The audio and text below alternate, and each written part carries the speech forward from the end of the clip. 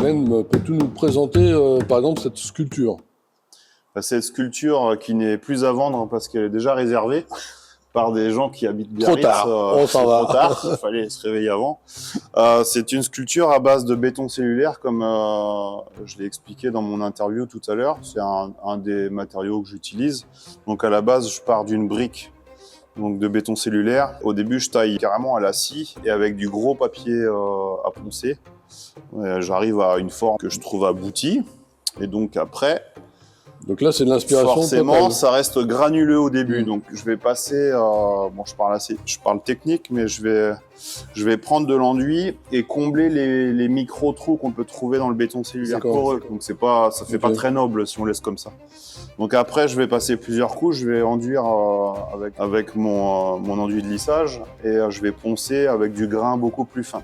Mais après, la finition... Je te coupe, le béton cellulaire, pour un novice, c'est quoi? Par rapport à du béton, tout le monde s'imagine le béton. C'est un matériau qui est isolant, c'est les briques blanches que vous trouvez en fait en construction. C'est des briques pour faire des murs qui sont préformés, mais bon, qui sont rectangulaires. Hein. À la base, c'est pas fait pour faire de la sculpture. Vous voyez, bon, je suis pas le seul artiste à utiliser cette matière. Après, c'est pas de l'acier, c'est pas des bronzes. On va dire que c'est pas des matériaux. Je reviens sur la noblesse du matériau. C'est pas un bloc en titane. Ça se travaille assez facilement.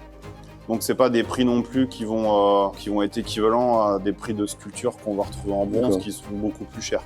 Donc il y a quand même un côté un peu plus accessible que des sculptures qui vont aller en fonderie où il y a beaucoup de process où ça va être beaucoup plus élaboré.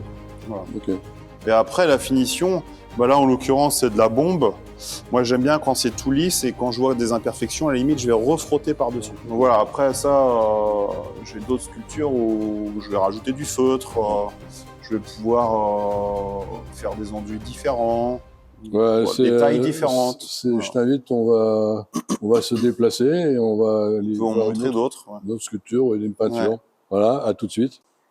Donc nous voici devant une autre sculpture, donc Glenn...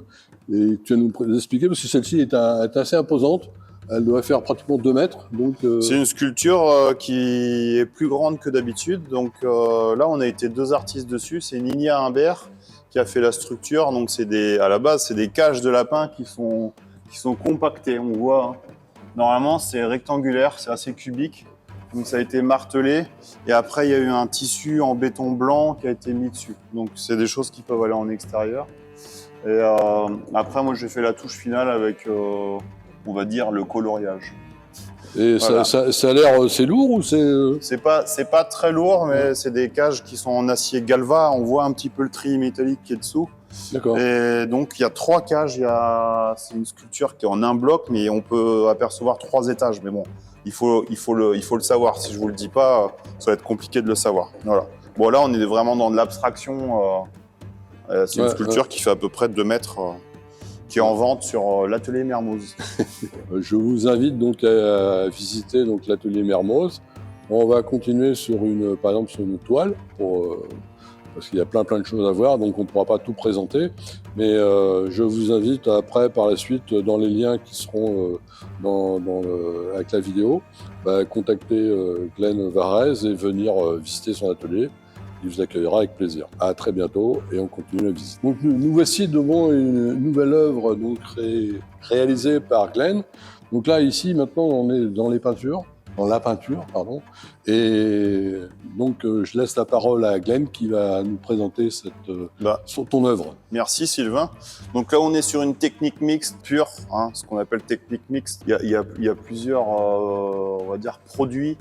À la base donc c'est une toile de 100 par 150 cm, c'est déjà une bonne taille. C'est un collage.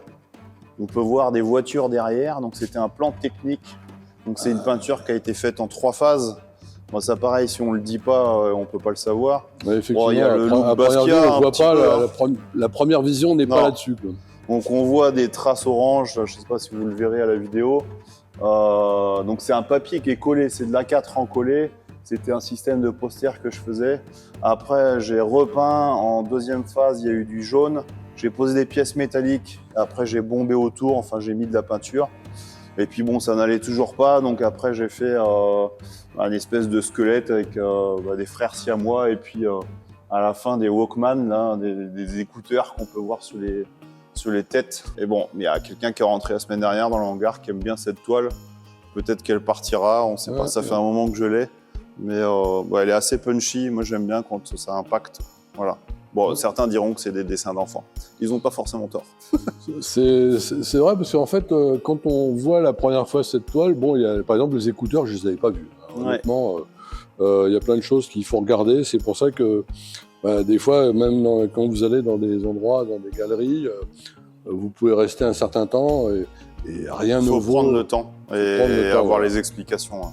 L'explication, et rien ne vaut les explications de l'artiste liées aux amateurs. Voilà, donc, avant qu'elle ne parte en hôtel de vente à New York. Voilà.